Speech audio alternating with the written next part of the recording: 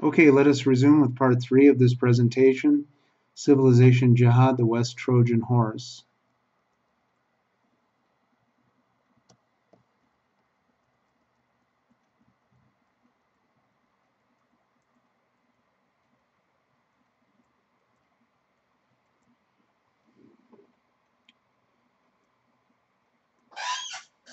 Qutb here, I believe, is either naive or disingenuous. Sharia law still requires actors or officials to mediate it. Judaism of the Old Testament maintained a separation of the priests and the prophets from the king. The early church did not exercise political power at all. The Catholic Church became theocratic, which led to persecution. While you could call the Vatican City a state, it is hardly that at 109 acres. But the modern churches do not really exercise political power as a state, and Israel is a secular state. Qutb's statement is exactly wrong in that it is Islam which is theocratic. Also, Qutb really doesn't define the canonical texts that would be speaking Allah's words. What would they be? If you know the canonical literature of Islam, it becomes evident that a corporate body would have to decide which traditions are the very words of Allah. Then, by Qutb's own definition, Islam would not be able to escape being some sort of theocracy. So again, he is exactly wrong. 6. Qutb also assumes that God has a legal blueprint for the world. That legal blueprint for the world is contained in the Quran, the Hadith, Reliance of the Traveler, and the other traditions. It may be that these canonical texts were adequate for the 7th and 8th century, but they are not adequate texts for today's world. Hence, we also see the rise of the interpreters of Islamic theology who apply Islamic doctrine to modern situations. Hence, Qutb's assumption that divine law, Sharia, is a standalone, eternal, self-interpreting body of legal corpus and is adequate for the modern era is just false. 7. Quote, not going to give up their power merely through preaching, unquote, and, quote, struggle of the true religion, unquote, are just euphemisms for jihad as warfare and armed struggle. Okay, next of his quotes. It is not the intention of Islam to force its beliefs on people. 8. This is just a lie. It is in fact Islam's intention to force its beliefs on people, and jihad is the method. Although Quran 2.256 says, let there be no compulsion in religion, Quran 2.191 says, and slay them, the unbelievers, wherever you catch them. Qutb continues, quote, but Islam is not merely a belief. As we pointed out, Islam is a declaration of the freedom of man from the servitude to other men. Thus, it strives from the beginning to abolish all those systems and governments which are based on the rule of man over men and the servitude of one human being to another. My responses are 9. Islam is not merely a belief, is an admission that Islam is a political ideology as well as a religion. Number 10. This statement presents the illusion that a common sense reading of the Quran and the Sunnah would be transparent, that you would not need a government to interpret it. It is truly a delusion or a deception.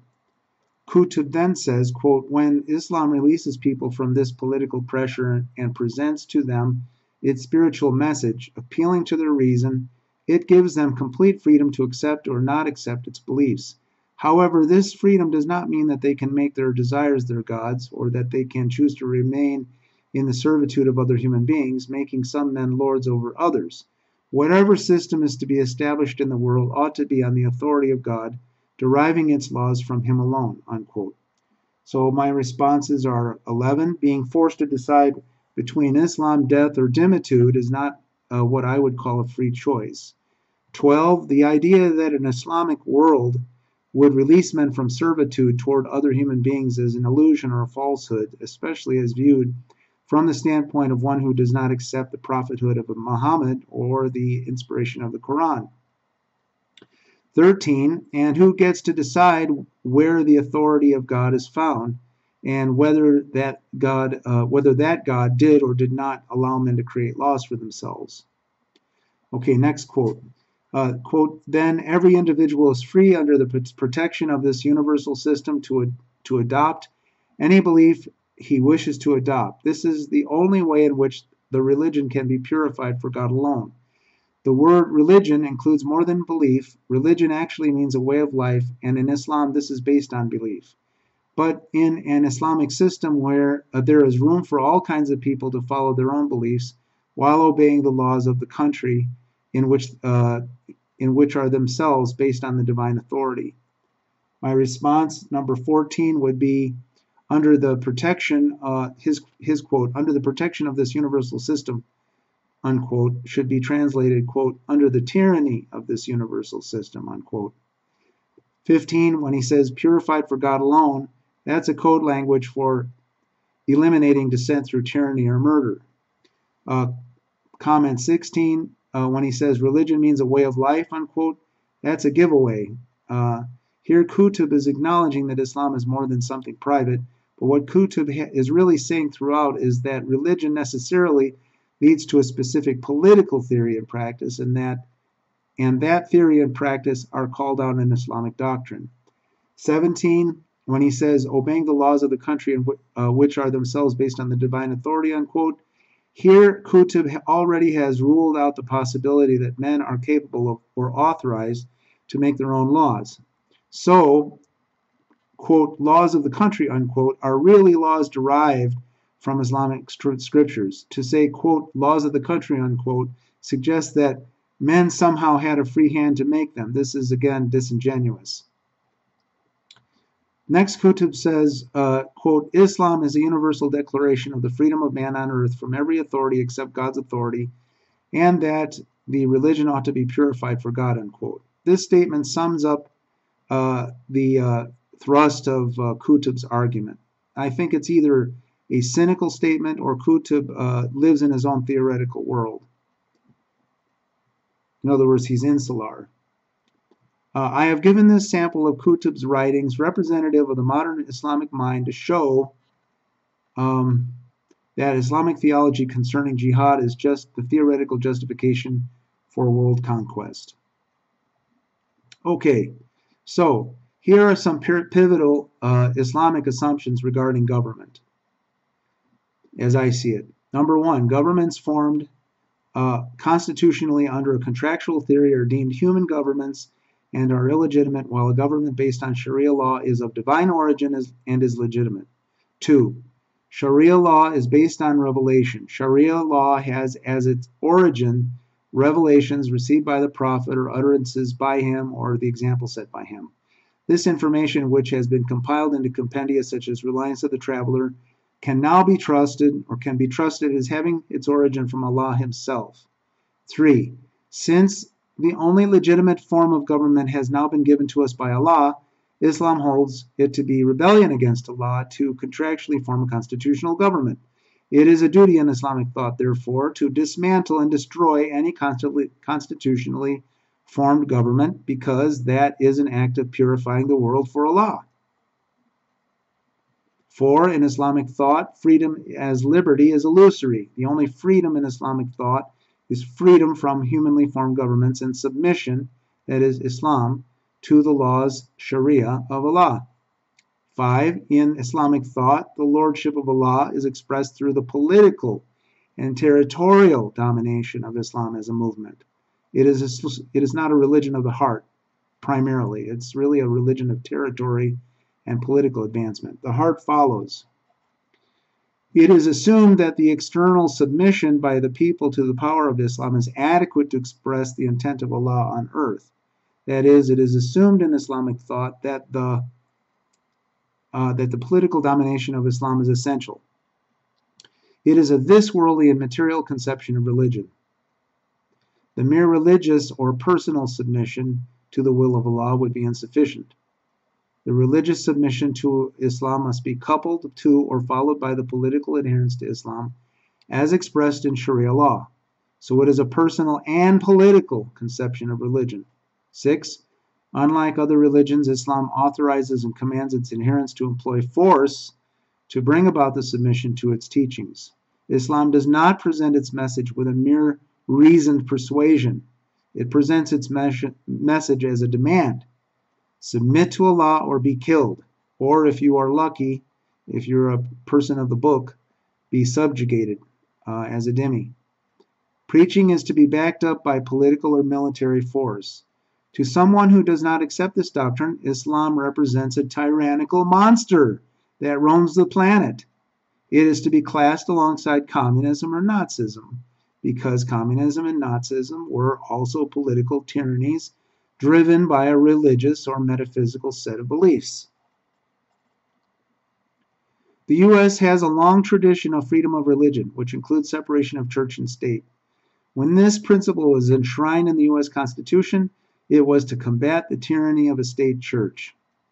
Persons who did not practice orthodoxy, as defined by Roman Catholicism or the Church of England, were sometimes burned at the stake, hanged, or beheaded.